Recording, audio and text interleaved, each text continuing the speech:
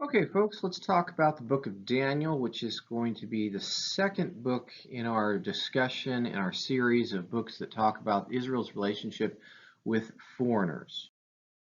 There we've got our key concepts. Now, the first thing we need to talk about is what kind of genre is the book of Daniel. Modern day Christians will put the book of Daniel into the section of prophets.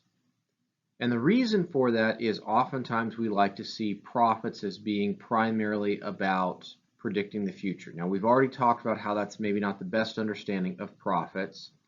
And as a result, in the original Jewish understanding of the scriptures, Daniel is part of the writings. They do not see him as somebody who is primarily predicting the future. And so the book of Daniel fits into a category we call apocalyptic literature. That's the genre of Daniel. You'll want to know that for the test. Daniel is apocalyptic literature. Daniel is can be divided up into two sections. Daniel chapters 1 through 6, which is where we get lots and lots of fun kids stories. It's the stuff that we make Sunday school lessons and VeggieTales videos about. And then chapters 7 through 12 are very different, very weird, and oftentimes feels like a completely different book. I would like to try my best to show you how the last 6 chapters of Daniel are related to the first 6 chapters of Daniel. You will want to know this structure for the test. Be aware of the fact that chapters 1 through 6 are the stories about Daniel, 7 through 12 are the visions of Daniel. So, before we get into the stories, let's talk a little bit of historical context. The book of Daniel is set during the Babylonian exile. That's the period in which the Israelites were in captivity in Babylon after the destruction of Jerusalem and the southern kingdom. However, we believe that the book of Daniel was written hundreds of years later. It was probably written during what we call the Greek period. We call it the Greek period because at this point in history, the Greeks had conquered the Persians, and now they were in control of the land of Israel. And so the Israelites living in Israel at the time write this story about Daniel. Hopefully you'll see, as we go through this, hopefully you'll begin to see why they're doing what they're doing here. Now, this is not to suggest Daniel's not a real person or something like that. It's just saying that the book is set in a very different time period than when the book was actually written. All right, so let's talk about some of these stories here.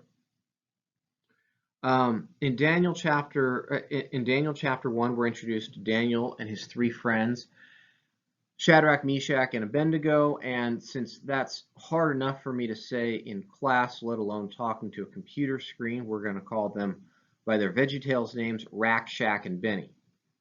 So Daniel, Rakshak, and Benny are all young men who are captured by the Babylonians, but they show talent and promise. And so the Babylonians bring them to their schools to educate them so they can become trusted government officials. In the ancient world, you need trustworthy, reliable people to help you run your empire because the emperor obviously cannot be everywhere at once. So there's a heavy reliance on local officials in the ancient world. And so they go through a lot of schooling so they know exactly how to govern and so that you can be certain of their loyalty. They're fed all of the best food and given all the best stuff in these schools, along with the other Babylonian kids who are learning how to be future government officials. But Daniel and his buddies refuse to eat all the food because they're getting all this meat given to them. And they don't know whether it's been cooked according to Jewish dietary laws or not. And so they refuse to eat that, and they eat only the vegetables. Now, even from a modern perspective, we would expect Daniel and his buddies to end up being much thinner and not growing as big, because if they're on an all vegan diet, they're probably not getting as many calories, and certainly they're getting a lot less protein. And in the ancient world, they may not have known the science of it all, but people who didn't eat a lot of meat tended to be smaller people. And yet the incredible thing is Daniel and his buddies end up growing bigger, stronger, smarter, faster, all that good stuff. All those things more than their other Babylonian students. And so the idea here is that Daniel and his buddies, they're not going vegan because they're hippie Austinites. They're going vegan because that way they will not violate the Jewish dietary restrictions, because there's no dietary restrictions on what vegetables you can eat. And they grow big and strong and smart because God is blessing them. So those who obey the law are going to be blessed by God. Then we read a story about Daniel, who has the ability to interpret dreams. Nebuchadnezzar, who is the Babylonian king, has a very scary dream, and he asks everybody to interpret it for him, but nobody can, because he refuses to tell all these people what the dream is. So finally they summon Daniel, who is able to determine what the dream is, and he is able to determine that the king has a vision of a statue made up of 5 different materials. When Daniel explains the dream, that it's about 5 different empires, each material represents a different kind of empire, the king is suitably impressed by Daniel. Now, I want you to pay attention to who these 5 empires are. The Babylonians, the Medes, the Persians, the Greeks, and what I call the fractured Greeks. That's the Alexander the Great's Greek Empire breaks up into several different smaller Greek empires after he dies. And I'll explain that in a little more detail in a minute. For now, just pay attention to the fact that we think that the empires from Daniel's dream, we think that it's those 5 empires, and you're going to see a connection when we get to Daniel chapter 7 between this part of the book of Daniel and the second half of Daniel. Okay, so continuing on with the stories of Daniel, we now turn to Daniel's buddies, Rakshak and Benny. They are ordered to worship a golden idol, or in some versions of the story, a giant chocolate bunny. And they refuse to do so because they want to be obedient to God, who says don't worship other gods, don't worship idols. And so they're thrown into a fiery furnace, but when they're thrown into the fiery furnace, instead of becoming cooked, a 4th figure appears who protects them. And so what we have here is a story about God protecting people who are obedient to the law. Then we have the story of Daniel and the writing on the wall.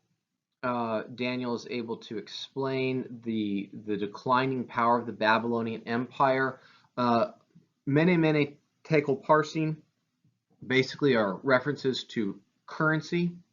And so the rough modern update to this would be that the hand that writes on the wall is saying $100 bill, $100 bill, $20 bill, penny. And it's referring to the fact that the first 2 kings of the Babylonian Empire would be like $100 bills, rich, powerful kings. The next Babylonian king will be weaker, like a $20 bill. And the last Babylonian king will be extremely weak, like a penny, hardly worth picking up. And so Daniel is predicting the coming doom and destruction of the Babylonian Empire. Then we have the last story of Daniel is about him in the lion's den.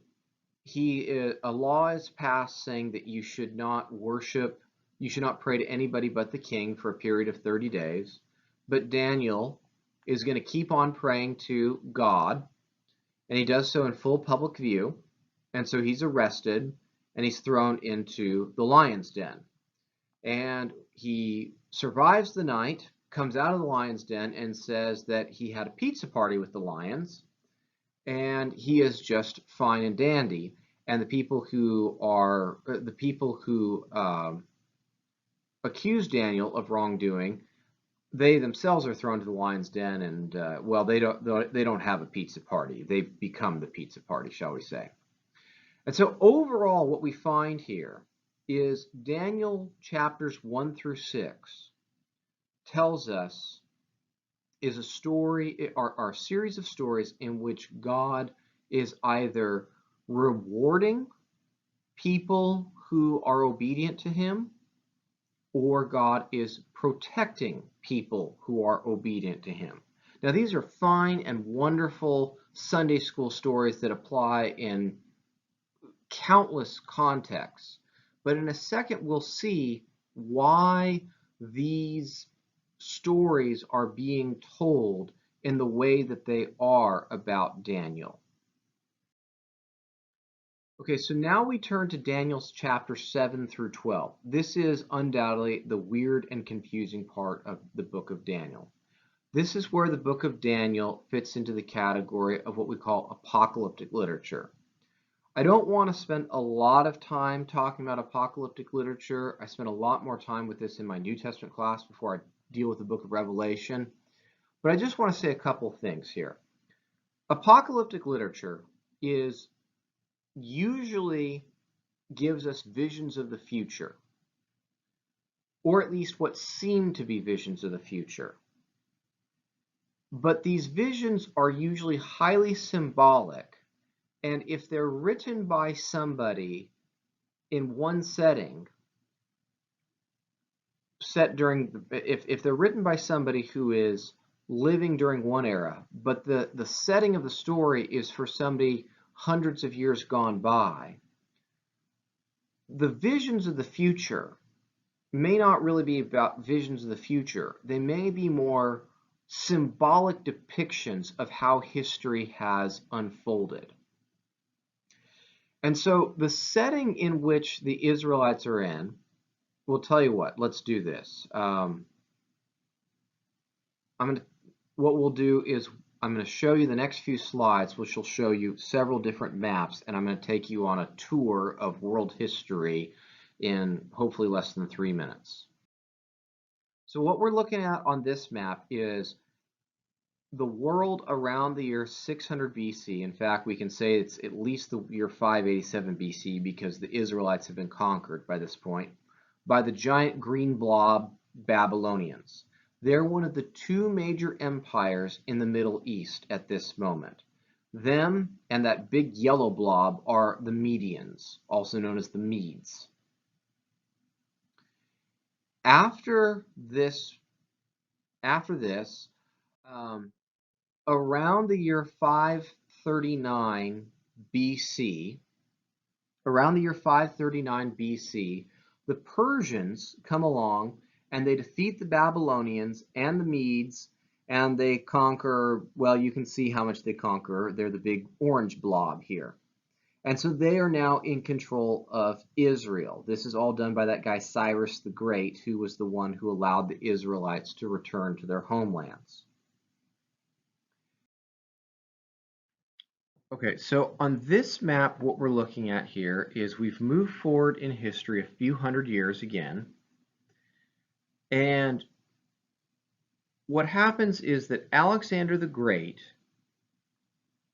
from Greece or Macedonia attacks the Persians, defeats them, and his empire consists of all the different colored blobs that you see on this map here. When he dies very suddenly, around the year 303 BC, his empire is divided up amongst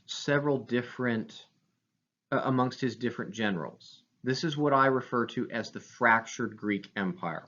So all these areas on the map, even though it's the Egyptians, even though it's parts of the world that are Persia, even though it's parts of the world that are modern-day Turkey, all those parts of the world are still controlled by Greek kings. The Israelites, when we think they write the book of Daniel, are under the control of one of these Greek kings. His name is Antiochus Epiphanes. And what he is going to do is he is going to outlaw Judaism. He is going to ban the practice of Judaism. And so he will burn the Torah. He will turn the temple into one that is dedicated to the worship of Zeus instead of to the worship of Yahweh. He will forbid the Israelites from obeying the Sabbath, all kinds of different things. This freaks the Israelites out. And the reason for that is, if you remember back to Ezra and Nehemiah, what the Israelites are dedicated to is radical Torah obedience. They will never lose control of the land again, and the way they're going to be certain that they're not going to lose control of the land is that they're going to be dedicated to perfectly obeying all of the law. Well, you can't obey the law if the temple is being desecrated. You can't obey the law if the Torah is being burned. And so the Israelites are worried, what do we do about this? And so the first half of the book of Daniel is emphasizing, be obedient to the Torah, because God will protect you, or God will reward you if you're obedient to the Torah.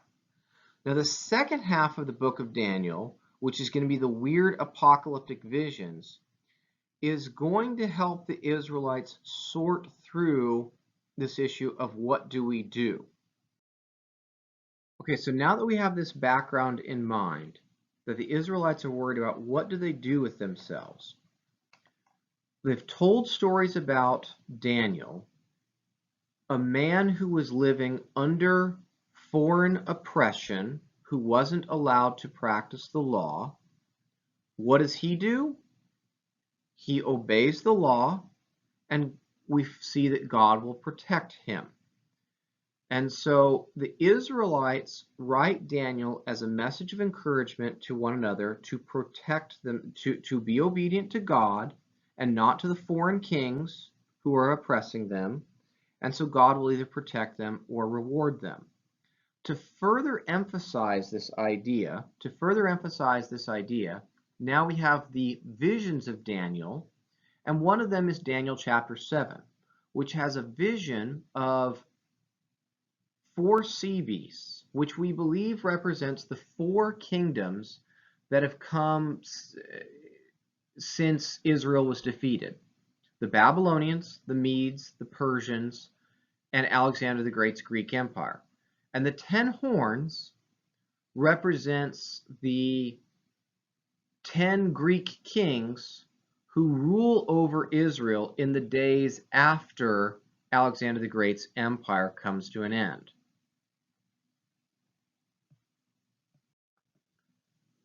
So what Daniel is trying to represent here is that history has unfolded in a particular way that God has been in control of. And so the book of Daniel is trying to suggest here, God's in control here, guys. God has got this. And God has been in control of history this whole time, and so God is able to protect you guys. I'm going to go ahead and skip Daniel chapter 9. Just because, for the sake of brevity here, let's just not worry about this particular slide, and let's move on. Let's move on to Daniel chapters 10 through 12.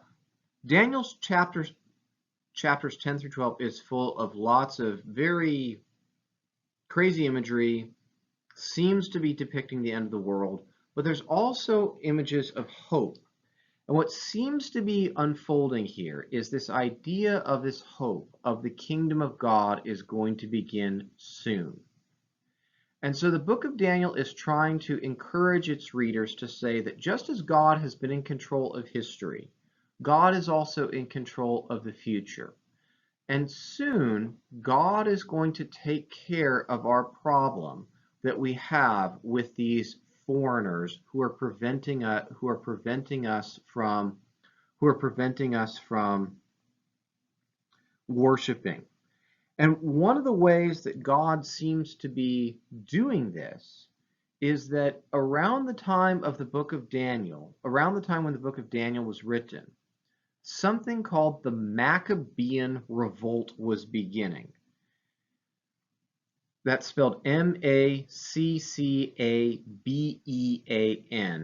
The Maccabean Revolt is beginning. And this was a Jewish effort to fight against the Greeks. It was ultimately successful, and it allowed the Israelites to reestablish their own independent kingdom for about 100 years.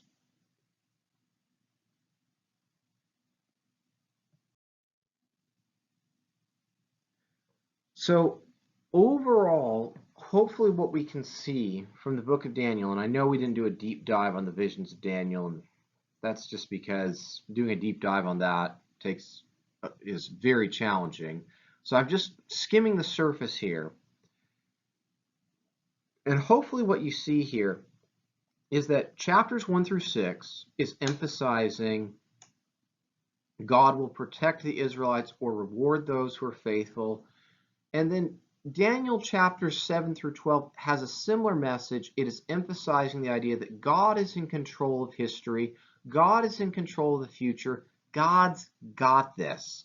So you guys don't need to stress out about this too much. God is in control of things. And as a result, Daniel does have a certain amount of unity in terms of its message, even though they're two very different ways of writing it.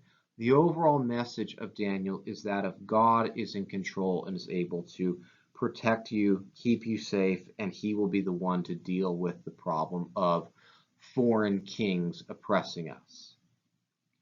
Hopefully that has made some amount of sense. And if that's the case, then I'm going to flip the slide and I'm going to leave you with one final thought. Something to consider. I hope you guys are continuing to do well. I will talk at you next time.